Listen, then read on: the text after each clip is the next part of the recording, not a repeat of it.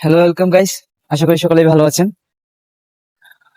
সবাইকে রমজান মুবারক। সবার দিনকাল ভালোই যাচ্ছে। তো আমি আরেকটি নতুন ভিডিওতে চলে আসলাম। পূর্বের ভিডিওতে বলেছিলাম যে পাঠাওতে কিভাবে কাজ জয়েন নিতে হয়। আজকের ভিডিওতে বলবো পাঠাওতে চাকরি হওয়ার পরে আপনি কিভাবে কাজ করবেন। তো মূলত আপনি পাঠাওতে জব নিলেন, আপনি একজন পাঠাও রাইডার হয়ে গেলেন। তারপরে আপনার পাঠাওর যে হাব আছে, ওই হাব থেকে আপনাকে একটি লোকেশন সিলেক্ট করে দেবে যে আপনি এই এরিয়াতে কাজ করবেন। তো এরকম আমার একটা লোকেশন আছে। তারপরে আপনি আপনার লোকেশনে যে পার্সেল আসবে, প্রতিদিন আসবে পার্সেল। আসতে পারে আপনার 20, 25, 30, 40 এরকম ভাবে আপনার পার্সেল ল্যান্ডিং থাকবে। ওইটা আপনার এরিয়ার উপরে ডিপেন্ড করে।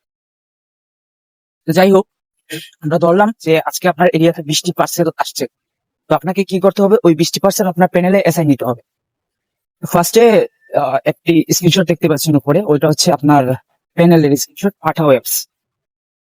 ওইটা আপনার প্রথম যখন আপনি শিফট শুরু করতে যাবেন, তখন স্টার শিফট বাটন ক্লিক করে আপনার শিফটটি শুরু করতে হবে। তারপরে আপনার শিফট শুরু হয়ে গেল। তারপর আপনি পার্সেল গুলো অ্যাসাইন নেবেন অফিসে। অ্যাসাইন নিলে দেখা যাবে যে ওই পার্সেল গুলো আপনার এই প্যানেলে চলে আসছে এবং পার্সেলের অল ডিটেলস সহ প্যানেলে চলে আসছে। সেখান থেকে কাস্টমারদের সাথে কন্ট্যাক্ট করে করে এবং লোকেশনে সেখানে লেখা থাকে, সেগুলো দেখে দেখে পার্সেল ডেলিভারি করা হয়। তো আজকে আমি একটা পার্সেল ডেলিভারি করব।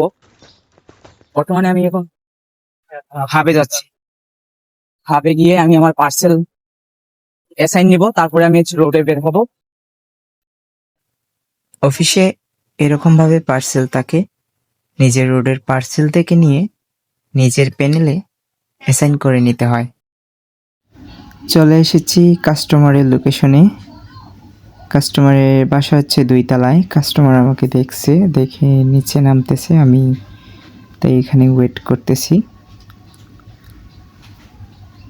তো আপনারা ঠিক ওইভাবে কল দিয়ে কাস্টমারের বাসায় গিয়ে পার্সেল কনফার্ম করতে পারেন। চলে এসেছেন আমার কাস্টমার, আমি এখন পার্সেলটি দিব। ওনাকে জিজ্ঞেস করলাম যে চেক করা লাগবে কিনা, উনি বলছেন সমস্যা নাই, আমাকে বিকাশে টাকা দিতেছেন।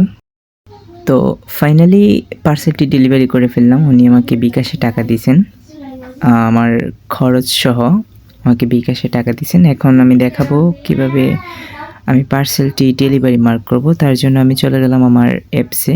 এই দেখেন কাস্টমার আমাকে বিকাশে টাকা দিয়েছে।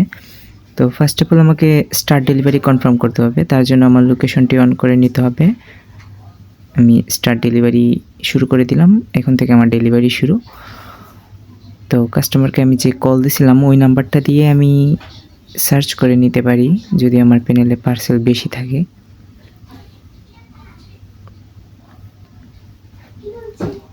তো আমি সার্চ করে আসলে অন্য একটা নাম্বার সার্চ করছিলাম, তাই কাস্টমারের নামটি পাই নাই। তার জন্য আমি স্ক্রল করে নিচের দিকে গিয়ে কাস্টমারের নামটি বের করলাম এবং ওনার আইডিতে ঢুকলাম। তারপরে ওনার যে ডেলিভারি অপশন আছে ওইটাতে ক্লিক করে আমি পার্সেলটি ডেলিভারি করলাম। তো এটা আমার অ্যাপসে ডেলিভারি মার্ক হয়ে গেল। আমি ওনার বাসায় ডেলিভারি করছি, তার জন্য হোম সিলেক্ট করে মার্ক করে দিলাম। তো দেখেন আমি একটা অলরেডি ডেলিভারি করে ফেলেছি, তার জন্য ডেলিভারি অপশনে একটা সিলেক্ট হয়ে গেছে। আরেকটা কাস্টমারের লোকেশনে চলে আসলাম। এই যে কাস্টমারের বাসা। কল দিছি কাস্টমারকে, কাস্টমার বলছে আসতেছে, উনি আসলে ওনাকে একটা পার্সেল দিয়ে দিব। তো এইভাবেই আপনারা কন্ট্যাক্ট করে করে কাস্টমারকে পার্সেল দিতে পারেন, বেশি সময় লাগে না। কাজটা খুবই আনন্দদায়ক। আসলো, পার্সেল দিল, টাকা দিলেন, নিয়ে গেলেন। কিছুক্ষণ আগে আমি একটা কাস্টমারকে টাকা দিছি, পার্সেল দিছিলাম। তো ওনার হয়েছিল 735 টাকা, উনি আমাকে 50 টাকা দিচ্ছেন। 750 টাকা আমার কাছে খুচরো ছিল না, 15 টাকা উনি আমাকে দিয়ে দিচ্ছেন, বলছেন ভাইয়া রেখে দেন, আপনি চা খাইয়েন। তো এরকম ভালো লাগে যখন কেউ এরকম খুচরো টাকা নেয় না, রেখে দেয়। দেখেন এই রাস্তাটা কিন্তু অনেক সুন্দর, দুই দিকে অনেক গাছ আর মধ্যখান দিয়ে রাস্তা, তাও আবার এদিক দিয়ে অনেক ফুল ফুটেছে, দেখতে খুবই ভালো লাগে। এই রাস্তাটা দিয়ে আমি অনেক আগে এসেছিলাম একবার, কিন্তু তখন ফুল ছিল না। তবে এখন আসলাম, এখন দেখতে পাচ্ছি যে ফুল ফুটেছে, তাই দেখতে খুব ভালো লাগতেছে রাস্তাটা। বৃষ্টির সময় এই রাস্তাটা দেখতে আরও বেশি ভালো লাগে,